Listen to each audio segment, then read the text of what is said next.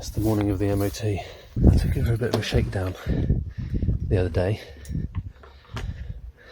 and the front right headlight burst, so I had to replace that. But I just had a thought that the battery positive clamp doesn't have any cover on it, and it's just something I've inherited.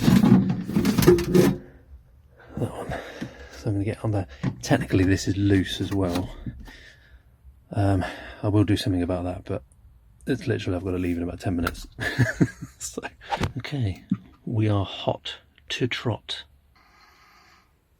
It passed! It's almost like having an exam where you prepare and prepare and prepare. For a year I've been waiting, expecting this thing to get back on the road. And then you put it in for the MOT, like you're going for the exam, and then there's no problem. You come out with you don't fail, you come out with a good result. So that's good. That's good.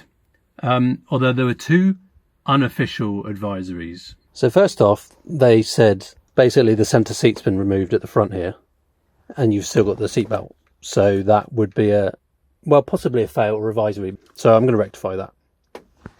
Second one is in the back. So this seat doesn't have the retainer on the side there, and this seat does. They're a bugger. The reason why that one's not on is because I can't get these seats to latch properly with the geometry and when everything's tied in together. These things are a bloody pain. Every Defender I've seen with these, the seat latching mechanism, they don't fit in. You can't get the seat to sit properly and sit on the pad at the bottom, and to also sit with the bar along the bottom of the thingy. Anyway, so he was like, well, I can see you've been soundproofing the back and you've been working on it, so we'll let that one, that's just the other one, but we can see you've been working on it. Technically I haven't. This stuff's been in there for years, but I have been getting it back on the road. Anyway, that was nice that they kind of let me off on those things, and I will sort them out, because, if they've given me a bit of leeway on there, I'm not going to abuse that.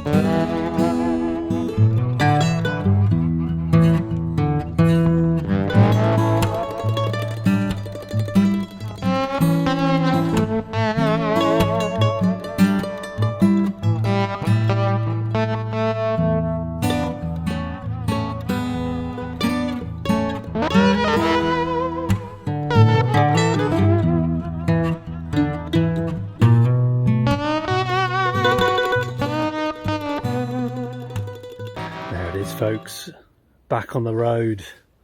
First time I've ever had with these wheels on. I've had these wheels and tyres, but until now it's never worn them. Boost tend to go in and out of fashion.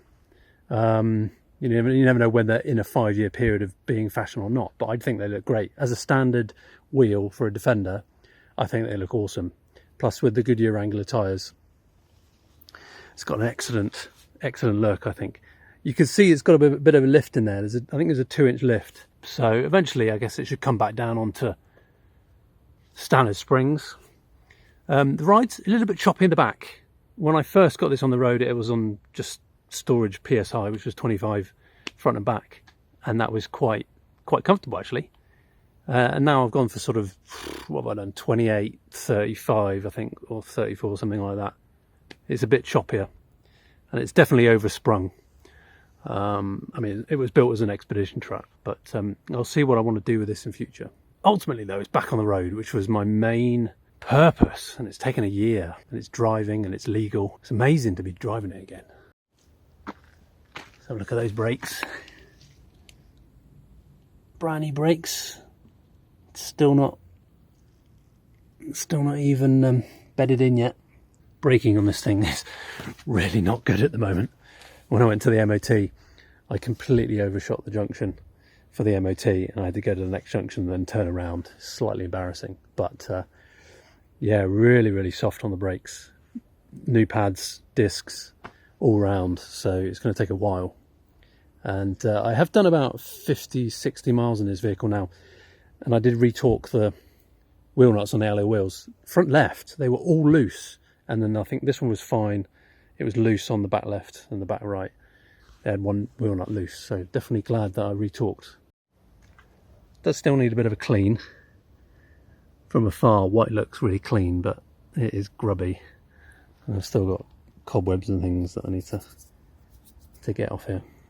Interior is very standard, as I love it. I do have a better steering wheel to go on. This is actually the one from my 97 Defender.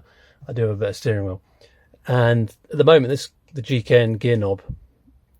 It's got a control box down in here, in with a fuse box. I don't know what I'm going to do with this, because taking it off is going to be a bit of a pain. But I do have a real gear knob to go on here as well. And no stereo. It's fine as it is. There's a few drill holes along here where it's had brackets and things put on to hold like radios and stuff in its past life, but it's faded a little bit on here. I do have another one, but apparently if you rub brake fluid into the rubber, then it will come up pretty nice. Doors are a pain. Really difficult getting these adjusted with the seals. It's pretty solid in there. Yeah, it's not great. Particularly one at the back here. This is kind of a takeoff seal I've put in. Really struggles to close that one. So what did it cost to get this thing back on the road? I spent in total about £2,500 to get this thing back on the road in the space of a year. And the breakdown's on the screen. And the biggest cost was basically brakes, replacing the calipers, discs, pads. Probably didn't need to happen. Well, the discs and pads definitely needed to happen, but the calipers are optional, but I thought it was worth investing in those. Next biggest costs were car tent. So putting the tent around it, it's not necessarily spending on the vehicle, but if I didn't have that tent, I wouldn't have been able to spend time on the vehicle and working on it in bad weather, for example. So the tent was definitely part of the cost of helping to get it back on the road. Other than that, it was timing belt and sundries and everything like that. Totaled up to £2,500. Probably a bit more than I was expecting, because you just think, oh, a few £100 there, a few £100 there. I mean, in the end, it's £2,500. Actually, it doesn't matter, because my main intent was to get this thing back on the road, and I've achieved that. And it just costs what it cost. It's an investment in the vehicle. One of the problems I am having is that it does feel down on power. It doesn't want to accelerate where my other Defender would accelerate. And my other Defender's got 5 times as many miles on it, and it's got a 1.2 transfer box, so it's more higher geared. And this vehicle's actually got a bigger engine. So we're going up a hill now, second gear, floor it. No, it's not. My other 300 TDI has a very definite turbo kick in, and up there, when the turbo would have kicked in, you would have felt the acceleration. This one, there's nothing. You put your foot down and it doesn't do anything. There's no turbo whistle. Now, I don't know if that's because it's got a variable nozzle turbo, in which case the turbo is just kind of constant, or if it's the wastegate version of the 2.8 HS. But it should have more power than this. A couple of things I'm thinking. Could be the clutch slipping, or it could be fuel delivery, which is probably more likely, seeing as it's been off the road for a long time and there could be a load of crud. And it is in my plan to replace the fuel filter and stuff like that. Bit of turbo there, and that's second gear up to 28 miles an hour. Third gear 25 miles an hour, flooring it, 30, 35. Doesn't seem to accelerate. 8 years since I've been regularly driving this vehicle, and even then I only drove it for a few hundred miles, so I really don't know this vehicle, and I've got to get a lot better acquainted with it. But it does feel very tight. The transmission, the suspension, everything it definitely feels like a low mileage vehicle. 40,000 miles, thereabouts. It's very smooth. The engine sounds great. I mean, people have already commented like, wow, it sounds really smooth compared to the sort of vehicle I normally drive. My rattly old 300 TDI. Oh, second gear. That is lovely. And because it's got the XN disc handbrake, there's quite a rattle there, constantly just down here in the middle where the console would be. And it's the pads rattling, and it's quite a known thing. One way you can solve it is jamming some silicone in the back of the pads. Something else to look at. Driving left-hand drive is always interesting in the UK. You get a lot more visibility on a right-hand turn, but a left-hand turn, every left-hand corner in the lanes is like a blind bend. You'll find yourself having to do this. And as well, being a driver on the left-hand side of the road, that's normally where all the drains are and the ditches and the gullies, normally that the passenger has to endure. But you find yourself dipping down and smashing down into potholes and all sorts of things at the side of the road that you're not used to. Let's try it. Third, 40 miles an hour. On the flat, it's not too bad, but if there's any kind of incline involved, it really doesn't want to pull that well.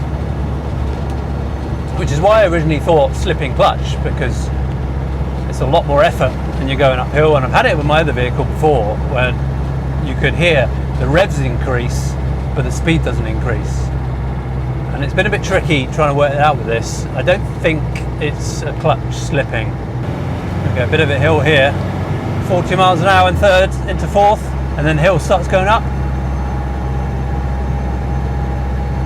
It's holding it, sort of 38 miles an hour.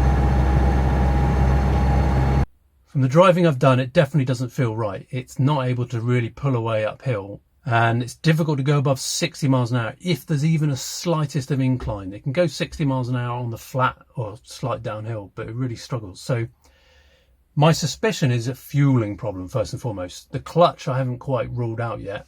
I have replaced the slave and master cylinder, but I don't believe that it's constantly putting pressure on the clutch mechanism, thereby making it slip. I don't believe that's happening. So fueling wise, it's really can start at the top. I mean, fair enough, the tank's been pretty dirty, I expect, and I haven't changed the fuel filter yet after 8 years and all the potentially gungy fuel. Change that first. Sedimenter back in the wheel arch.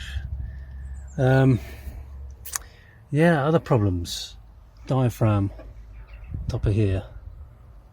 I could open that up and have a look if that's sticking, because that won't be telling it to pull the boost or pull the extra fueling because of the boost. Don't know if that's variable nozzle, but potentially, well, the wastegate sticking shouldn't have anything to do with it, because that would be overboost. That's what the wastegate prevents. Air filter. Haven't done anything with the air filter, but that's probably right. Shouldn't have that much of an impact on performance. Yeah, bad fuel. What else we got? I think those are the things to start with. Fuel filter. Have a look at that potentially. And then the lift pump. Ah yes, lift pump. Doesn't look like the original. It could be. I don't know what happens when they change this, but or it could be turbo pipes that they're constricted and they're not letting enough air through the intercooler. So there's a couple of things to look at there. Bit of a niggly job because there's a multitude of things there, but we'll start at the cheapest and see if each one of those makes a difference in turn. Other than that though, the vehicle is running nicely. I'll be glad when the brakes have bedded in a bit more. And unfortunately there is winter coming up, and I don't really want to be using this vehicle on the road much during winter. But next summer, hopefully, if you've got a rest of the world spec Defender in the UK, hopefully we can meet up at some point next summer. Anyway, thanks for watching. Bye for now.